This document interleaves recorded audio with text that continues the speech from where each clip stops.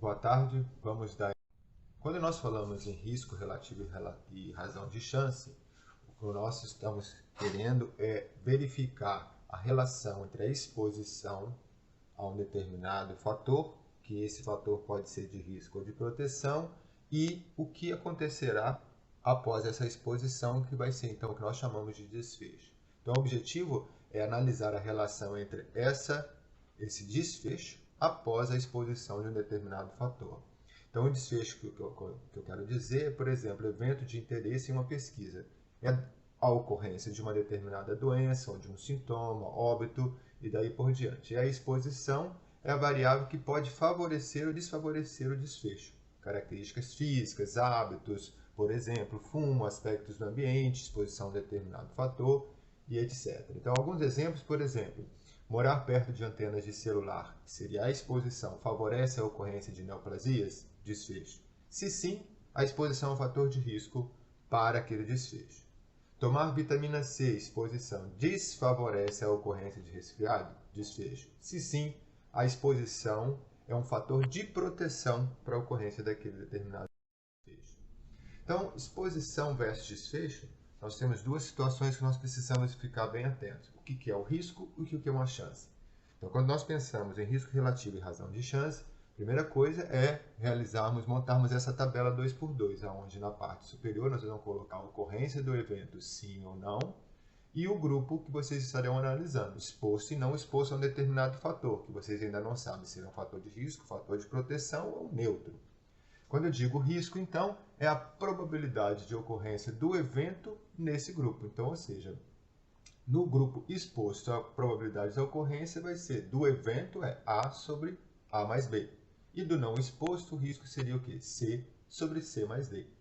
Chance já é a probabilidade da ocorrência, a razão da probabilidade de ocorrência do evento no grupo, dividido pela probabilidade de ocorrência, de não ocorrência do evento no grupo.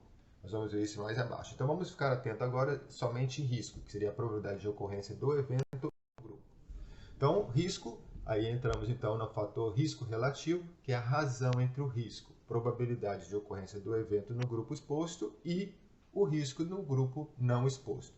Então, novamente, a tabelinha 2x2, então, risco no grupo exposto, A sobre A mais B, já mencionado, e risco no grupo não exposto, C sobre C mais D. A razão entre esses dois fatores nós vamos chamar de risco relativo. Então, o risco relativo ele vai ter os seguintes resultados, né? A análise descritiva dele. Se essa razão for igual a 1, esse fator realmente ele não tem nenhuma relação entre risco ou segurança. Se o RR, o risco relativo, for maior que 1, então essa exposição é um fator de risco. Se ele for menor do que 1, essa exposição vai ser considerado um fator de proteção. É muito simples, é exatamente dessa forma e a análise é muito estreita.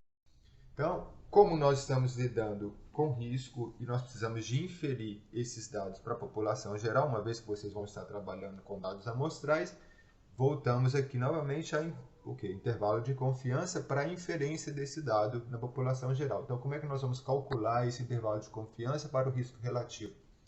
Vai depender, então, do alfa que nós vamos trabalhar, né? Ou seja, o nível de confiança da ordem de 95%, já mencionado lá atrás na aula de intervalo de confiança. Então, nós vamos assumir aí um erro de 5%, que seria o nosso alfa. Normalmente, já foi mencionado, nós trabalhamos a medicina com um nível de confiança da ordem de 95%, então é calculado dessa forma, é o exponencial do logaritmo neperiano do risco relativo calculado, mais ou menos o valor do alfa, que vocês vão considerar dividido por 2, uma vez que é bicaudal, na tabela Z, multiplicado por esse E de erro, que então é calculado dessa forma aqui embaixo, né? Então, da mesma forma da análise feita para o RR absoluto, aqui também é feito. Se o intervalo de confiança contém o número 1, não há diferença entre os grupos. Se o IC é acima do 1, a exposição é um fator de risco. Se ele é abaixo de 1, a exposição é um fator de proteção. Tá, ok? Então, um exemplo aqui, reposição hormonal, exposição, trombose venosa profunda. É o evento. Então, nós temos dois grupos. Um grupo de pacientes recebeu reposição hormonal com estrógeno e progesterona e o outro grupo não recebeu absolutamente nada, recebeu um placebo. E foram acompanhados e verificaram que no grupo que recebeu reposição hormonal, 25 dos 1.380 analisados tiveram trombose venosa profunda, enquanto que no placebo, 8 dos 1.383 tiveram trombose venosa profunda. Então, o risco da trombose venosa profunda no grupo hormônio é o quê? 25 dividido pelo total, 1.380, 0,018. Risco de trombose no grupo placebo é 8 dividido por 1.380, 0,06. Então, o risco relativo é a razão entre esses dois fatores, que nos dá então, um valor de 3. 3 é maior do que 1, logo a reposição hormonal é um fator de risco para a ocorrência de trombose venosa profunda. Ou seja, ela é para aqueles que fazem reposição hormonal nesse grupo aqui, eles tiveram 3 vezes maior chance de ter o evento do que o grupo placebo. E como nós vamos fazer uma inferência sobre a população, nós vamos calcular, considerando o nível de confiança de 95%, vamos calcular lá, então, logaritmo neperiano de RR, então, logaritmo neperiano de 3 é igual a 1,1, calculando é 0,41. Como nós vamos trabalhar com 95%, alfa dividido por 2 na tabela Z, vocês vão encontrar o valor de 1,96, substituindo isso aqui, vocês vão chegar, calculando o exponencial desses dois dados isoladamente, os fatores de 1,35 a 6,69. Então, nesse caso, o intervalo de confiança está acima de 1, mostra realmente a diferença entre os dois grupos e confirmando que a reposição hormonal é um fator de risco para a ocorrência de trombose venosa profunda, podendo ocorrer da ordem de 1,35 a 6,7 vezes maior no do grupo que recebe a reposição hormonal.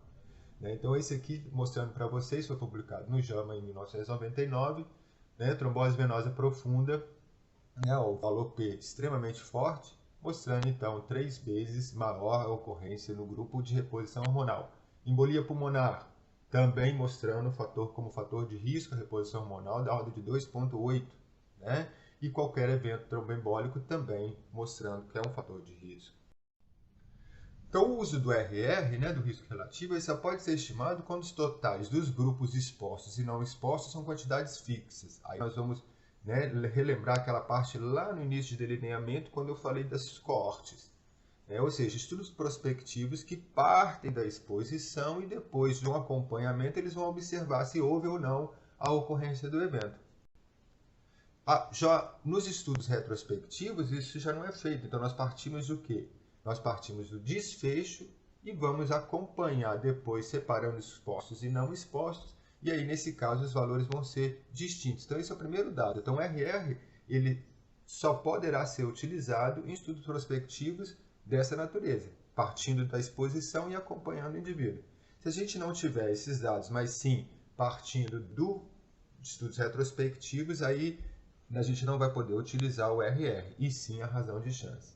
Então, lembrem que eu comentei isso em delineamento, que eu falei que em coortes nós poderíamos calcular o risco relativo de forma direta, enquanto que nos estudos seccionais, caso controle, a gente só conseguiria fazer isso de forma indireta. Tá ok? Então, prestar bastante atenção nesse detalhe. Então, vamos agora falar sobre chance. Voltar com ela, então. Chance é a razão entre a probabilidade de ocorrência do evento no grupo, dividido pela probabilidade de não ocorrência do evento nesse mesmo grupo. Então, vamos rever aqui razões de chance, ou odds ratio, então é a razão entre a chance do evento no grupo exposto dividido pelo não exposto. Então, chance no grupo exposto é a razão entre a ocorrência do evento no exposto dividido pela não ocorrência do evento nesse mesmo grupo exposto. Então, A sobre A mais B dividido por B sobre A mais B. Se vocês resolverem isso aqui, vocês vão chegar à razão de A sobre B. E a chance do grupo não exposto é C sobre C mais D, D sobre C mais D, que ao final vocês vão ter essa razão, C sobre D. Então, a razão de chance nada mais é que a razão entre esses dois fatores aqui, que ao final vai ser resumida exatamente a esses dois simples fatores aqui. A multiplicação entre A vezes D dividido por B vezes C. Tá? E a interpretação segue a mesma forma que foi feita para risco relativo. Se a razão de chance estiver igual a 1, não há diferença entre os grupos. Se ela for maior do que 1, é um fator de risco. E se for menor do que 1, não é um fator de risco. Tá? E da mesma forma que mencionado, nós precisamos estabelecer o intervalo de confiança, uma vez que nós vamos inferir sobre a população, né? E aí repetimos aqui, a única coisa que vai mudar do RR para o RC é o cálculo do E. E a interpretação segue da mesma forma. Tá? Então aqui um exemplo, fumo e câncer de pulmão, estudo caso controle.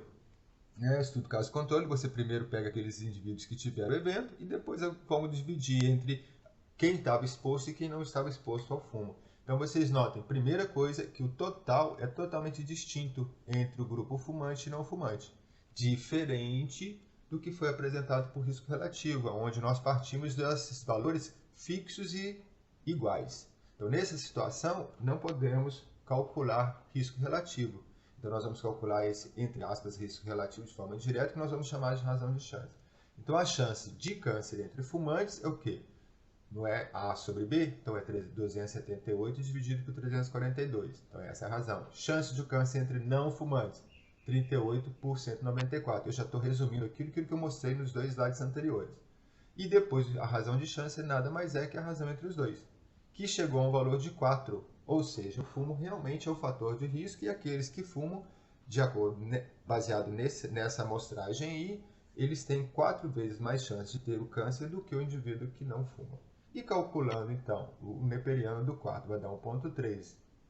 Resolvendo essa equação do E, vai dar 0,195. Como nós vamos trabalhar da ordem de 95% de nível de confiança, alfa sobre 2 tabelado 1,96, resolvendo o exponencial desses dois valores aqui, vocês vão chegar aqui, o intervalo de confiança baseado nesse dado amostral, ele é de 2,8 até 5,9, ou seja, indivíduos podem ter de quase 3 a 6 vezes mais chance de ter câncer quando comparado àqueles indivíduos que não fumam. Ok? Então eu acredito que isso aí a gente fecha RR e RC e encontraremos na terça-feira para finalizarmos. Muito obrigado e até lá.